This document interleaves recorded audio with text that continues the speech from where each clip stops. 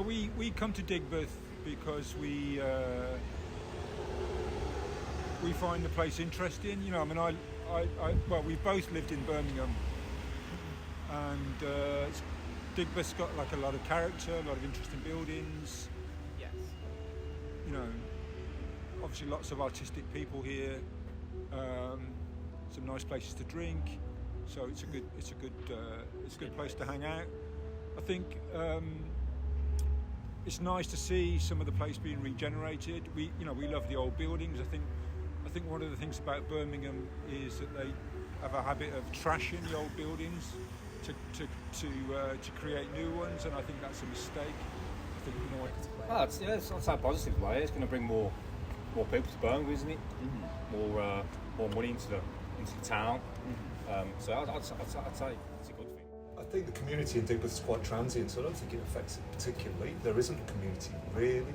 Mm-hmm. People come into Digbeth for work or play, but there's obviously not a lot of residents in Digbeth per se. I mean, there's some on Bradford Street and they're kind of popping up again, quite transient. So I think there'll be a lot more people living here in the near future, in the next 5 years, and that will change things, but at the moment not so much.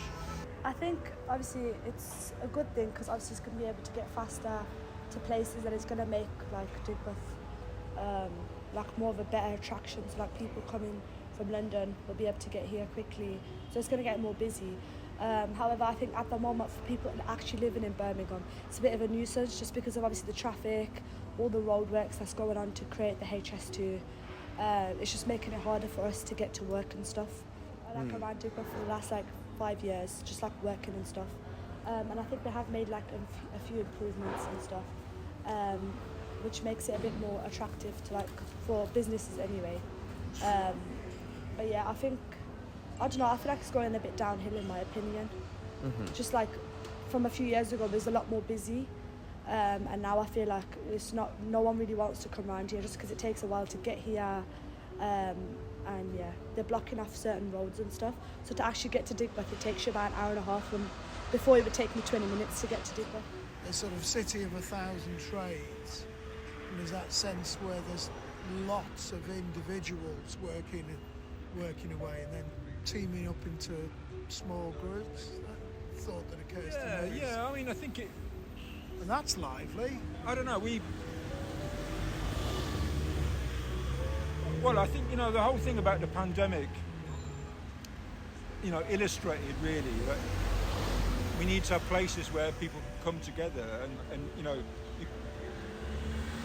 it's much more difficult to be creative when you're on your own, I think, than if you're in a group of people that you can spar off, that you can bounce ideas off, that you can exchange influences on. And so I think what Digbeth does is provide a space or spaces for people to do that.